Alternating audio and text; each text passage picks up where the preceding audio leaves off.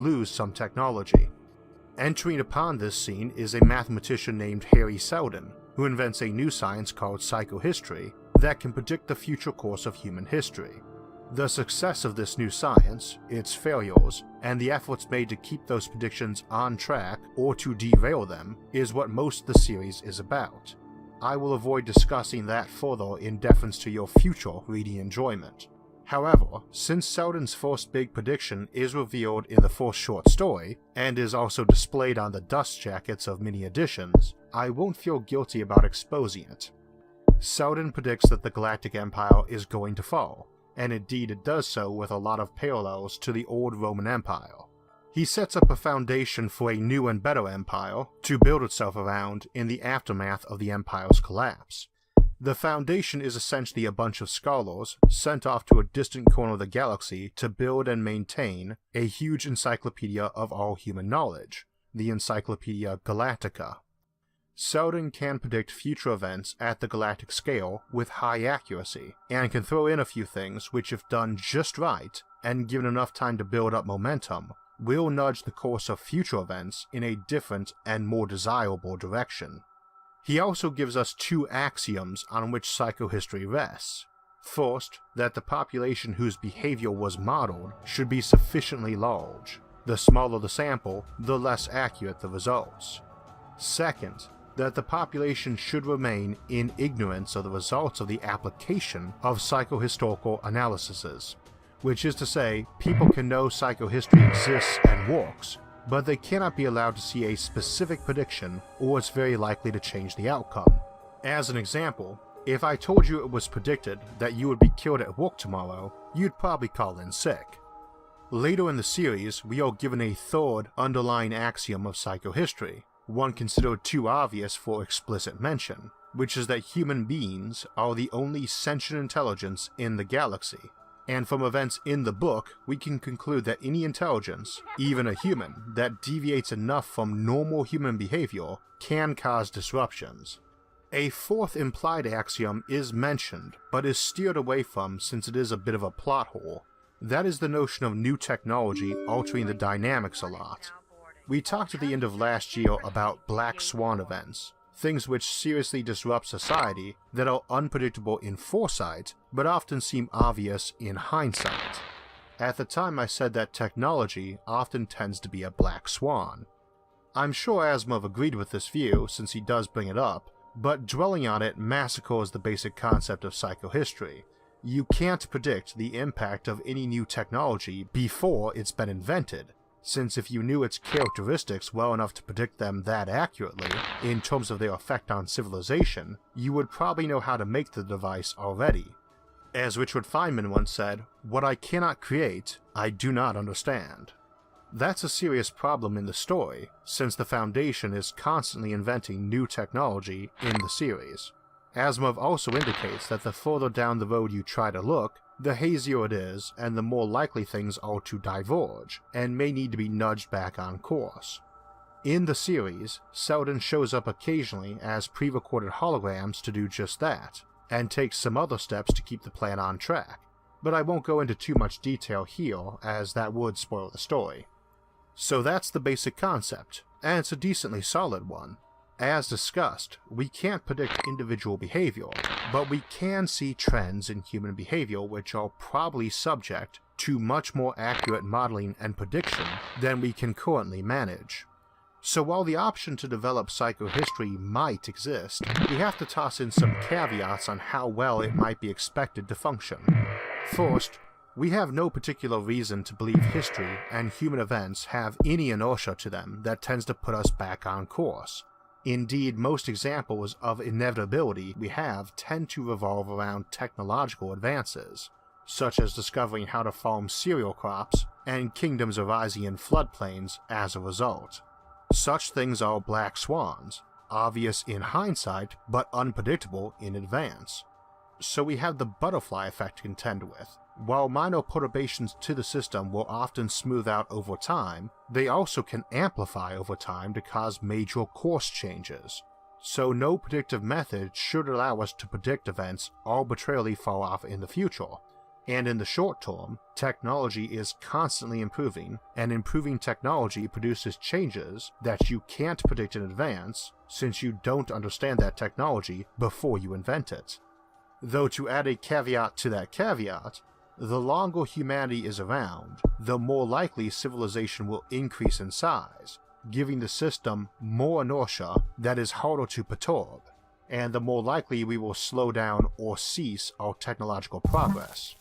We have a tendency to say that there's always something new to be discovered, but odds are this is not so, and that major scientific and technological improvements will eventually slow down or halt altogether at some point in the future. The notion that the universe and its mysteries are infinite and unending, while possibly true, is honestly more jingoism and mysticism than scientific. I doubt we have to worry about running out of new scientific discoveries anytime soon, but we probably will eventually, and a society that has done so ought to be more predictable without new technology constantly altering the dynamics. So that is caveat 1. Any psychohistorical model is going to be less accurate the further ahead it tries to predict, especially in an environment where major black swans like new technology can occur.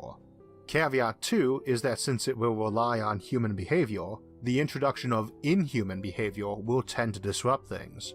This could be aliens, artificial intelligence, or even transhumans like cyborgs or genetically modified people, though such models could probably be expanded to handle them. Also, the introduction of a new group, like aliens, might not make the model need to be twice as big to account for their behavior, but potentially exponentially larger to handle all the strange interactions between the two groups. However, the unspoken psychohistorical axiom about aliens disrupting the plan has to be taken with a grain of salt, since we can assume any civilization or species is going to have behaviors and trends which can be predicted, given sufficient information to tweak the model to their behavior.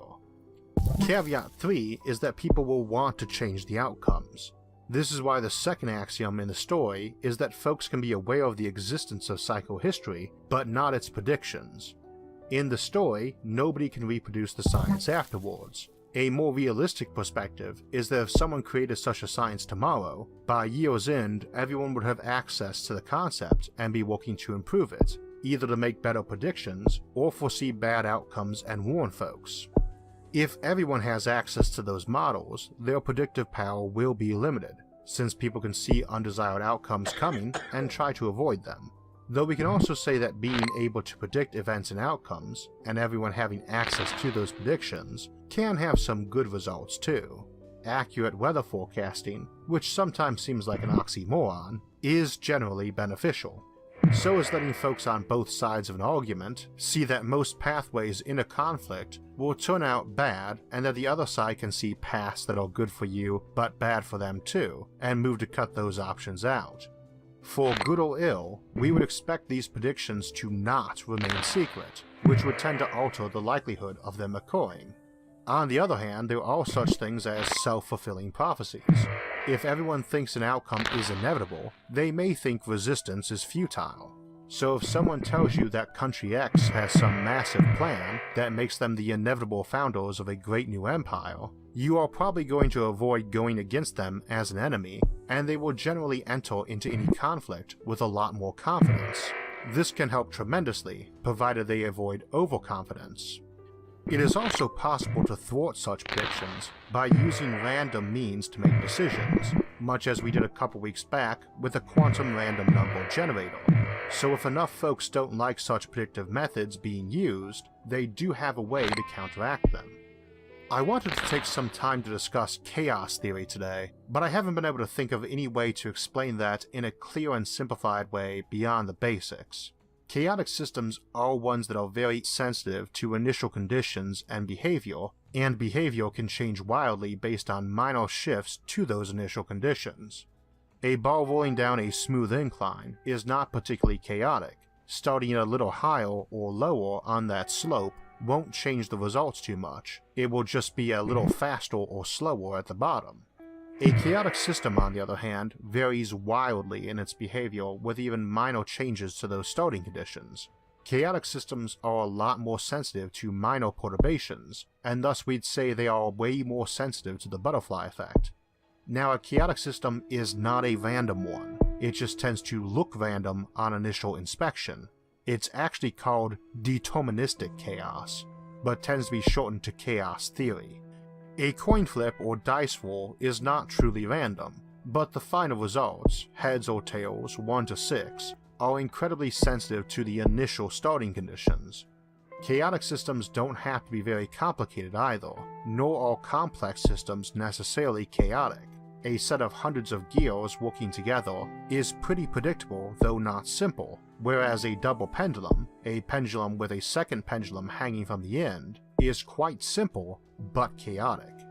What's relevant here is not that human civilization is probably a chaotic system, or that such systems are easy to perturb and hence sensitive to the butterfly effect, but rather that when you poke a chaotic system, even a minor deviation in that poke can get wildly different results. Push a switch and one of three things happens. You either push it hard enough to trigger the switch, not hard enough and nothing happens, or you push it so hard that you smash the switch and break it. By and large, there's a specific range of force that will flip that switch. Too low, no effect. Too high, broken switch. This is not a chaotic system. You can't turn your lights on with a feather or a sledgehammer, but minor variations in the force used have no major impact on the system or outcome. On the other hand, push a person or a group of people, and minor variations in the force could have a huge impact on the outcome. Getting 100,000 people to take an action that will alter the future in a desired way might work, and maybe 95,000 is just good enough, and 105,000 is actually better. But it might be that even a deviation of 10 or 12 folks more or less than 100,000 will fail to produce the desired result. That could be an example of a chaotic system. Just a few more people and they overestimate their strength and pursue more aggressive policies that fail. A few less people and they try for more violent tactics that also fail. But go even a bit less than that, and perhaps the preferred outcome does happen, because they spend a bit more effort on tweaking their message to attract new recruits and supporters. We all tend to know, on an intuitive level, that trying to convince someone or sway their opinion can be a very delicate process. There's no single exact right phrasing and tone to get the job done, but rather a range of them. Any suggestion can fail if just a little misaimed, too subtle or not subtle enough. You can even cause a negative backlash, reinforcing a behavior or attitude you meant to discourage. Hence we tend to calibrate and nudge as we go along. We also know that there can be a lot of unintended consequences. Push someone to exhibit one behavior, and you might encourage another or suppress one. Also, it can affect other people. The obvious case would be encouraging someone to change their career. It can shift or disrupt the lives of their family or co-workers. But the effects can also transmit a long way further out. If you've ever played the game 6 Degrees of Separation, or sometimes 6 Degrees of Kevin Bacon, you can usually connect just about anyone to anyone else with 6 or less people in between. I wouldn't be surprised if at some point someone made a Facebook app that could track the closest line between you and someone else by mutual friends. But that connection is one of those things butterfly effects and unintended consequences can radiate down. The key point today about a chaotic system, which humanity probably qualifies as, is that it is especially sensitive to minor perturbations, as with the butterfly effect. A result of that is that each additional effect that is sensitive to minor perturbation is increasingly likely to derail predictions as time and perturbations accumulate. Putting it in mathematical terms, let's assume I have a 1,000-year-long plan that has a crucial moment or major decision about once a century that can destroy the plan if the wrong action is taken. Each decision is pretty likely to be the right one. We'll say about 90% chance per decision to keep the math easy. We have to successfully throw the dice each time. Not bad odds the first time, 90%. But the second time is also 90%, and there's only a 0.9 times 0.9 chance, or 81% chance, to get through step 2. The next step is 0.9 times 0.9 times 0.9, or 0.729, 72.9% likely to succeed. Still not bad, but by step 10, or 0.9 to the 10th power, 34.9% likely to succeed. almost 2 to 1 against. You can also have a range of successes or partial failure that will increase or decrease the odds of hitting the next goal. Sequential probabilities are not kind, especially when the previous one can alter the odds of achieving the next goal, like if just barely succeeding or missing step 1 changed the odds of succeeding on step 2 from 90% to 80%. That's the nature of chaotic systems though. The first part of the definition, about them being very sensitive to initial conditions, sometimes makes people overlook that unless the system is totally closed from additional or outside influences, that sensitivity issue is ongoing and vulnerable to every new poke or nudge you give it. So we've discussed the difficulties of implementing a system like this, but it is probably worth considering whether you should use such a system, even if it turns out to be possible. Would such ongoing manipulations of the future be ethical, given that so many people can be so profoundly affected for good or ill? I don't think there is a definitive yes or no because it's not particularly clear-cut. It clearly offers us a lot of benefits, and while it is a bit controlling, you are not coercing or brainwashing anyone into specific actions, at least not necessarily. If you need to make nudges and corrections, you might have to resort to some fairly direct methods to push people who are individually threatening to derail the plan, but that's a different moral dilemma and also kind of implies your method is not too accurate and reliable either. If you've got to go around coercing, assassinating, brainwashing, or tricking key people into the right course of action on a regular basis to keep the plan intact, it probably means the plan isn't too sturdy and resilient. You have to wonder how solid the system is if you essentially have to continually tinker with it, akin to issuing patches for poorly written software. You also have the moral issue of knowing in advance of bad outcomes for some people and doing nothing to prevent it, or even taking actions to make it happen. But that is essentially the trolley problem expanded to the planetary or galactic scale. But barring that, the occasional nudges on individuals if necessary, which is a different animal, it is hard to argue that it differs, ethically speaking, from normal efforts to sway or change human civilization except in its degree of effectiveness. As I mentioned when we were discussing things like weather control, or gene tailoring or cybernetics, people have been trying to do such things for a long time, and just because science and technology make those efforts effective doesn't mean they are now less ethical than all the failed attempts of the past. Taking a potion the local alchemist or witch promised you would give you superhuman vitality, and taking a scientifically engineered medicine that actually does confer those benefits, differs only in that the former might be full of mercury and nightshade and kill you without giving you the desired result. But if you thought it was going to work and took it, then you have still made the same ethical decision. Our history is full of folks consulting oracles for glimpses into and advice about the future. Very rarely does anyone stop the storyteller mid-tale and ask if it was ethical for the protagonist to get a glimpse of a bad future foretelling the fall of their civilization, especially if he then seeks to change the future for the better. We constantly seek to change our future circumstances after all, and regularly create customs or policies designed to encourage folks to behaviors we think will be for the better. So there is the potential for some pretty cold-blooded actions being available with the possession of such predictive technology, especially if it was some self-selected group that was picking out which future was best for everyone else. And that is giving them the benefit of the doubt that their intentions are benevolent. There is no guarantee their intent will have begun benevolent or stayed that way over time, or that their intentions, even if honorable, will be correct. Even wise men make serious judgment errors, and as they say, power corrupts, and absolute power corrupts absolutely. And being able to predict the future is a lot of power. However, I suspect it's not ever going to be a concern, because while I do think we will see predictive math applied more and more accurately to human civilization as time goes on, I suspect that this will always tend to be either very vague and error-prone, or quite specific and narrow in time and topic, like predicting how folks would react to a given policy enacted this year. We already do a lot of that with focus groups, polls, and marketing anyway, so seeing such predictive modeling increase in accuracy and become more widespread in use seems quite likely. That said, we can almost certainly rule out anyone ever developing methods to exactly predict events or individual actions, especially very far ahead in time. So whether or not we will ever develop a means of forecasting human behavior on the civilization scale is a pretty fascinating concept with a lot of possible benefits and problems.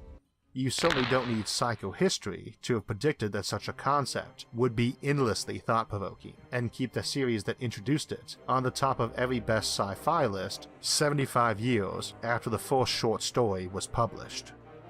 Next week we return to the Upward Bound series to look at launch loops, the first of 3 looks at active support structures and how they let us get around physical limitations on material strength. For alerts when that and other episodes come out, make sure to subscribe to the channel. And if you enjoyed this episode, hit the like button and share it with others. Until next time, thanks for watching and have a great week.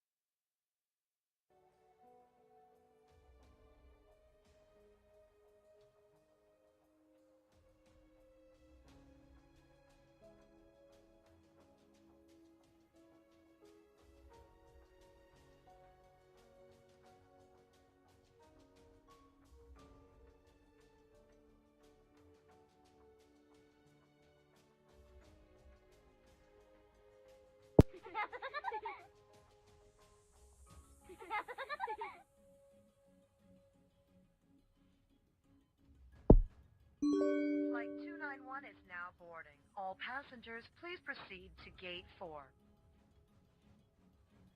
Flight 291 is now boarding. All passengers, please proceed to Gate 4.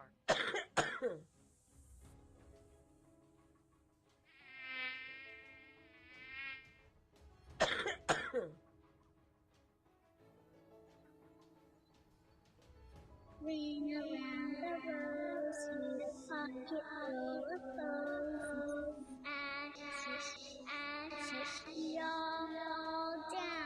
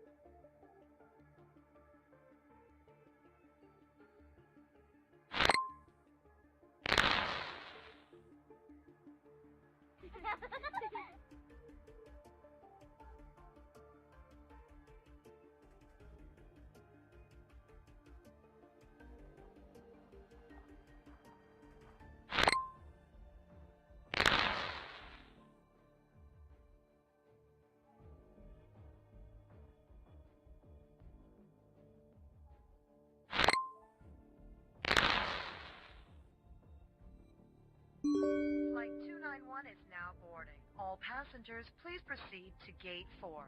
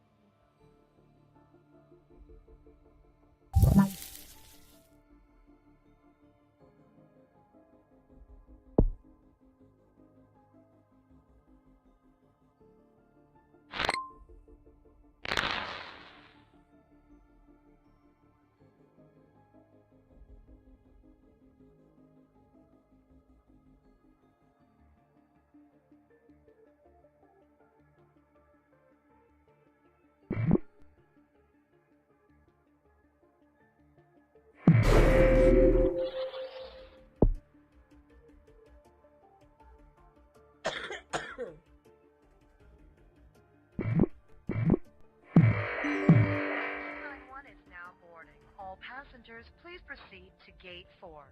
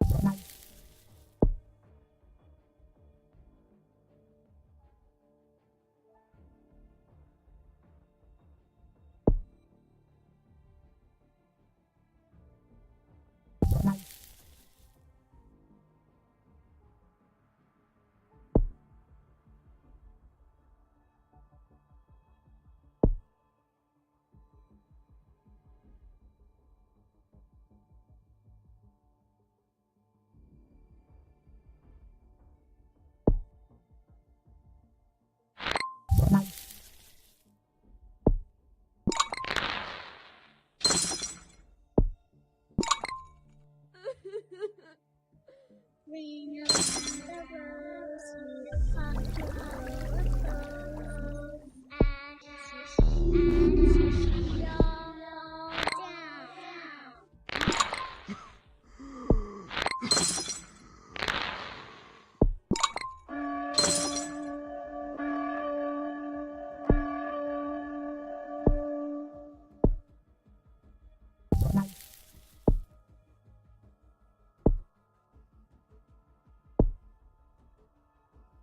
337 for Bravo Fox Papa.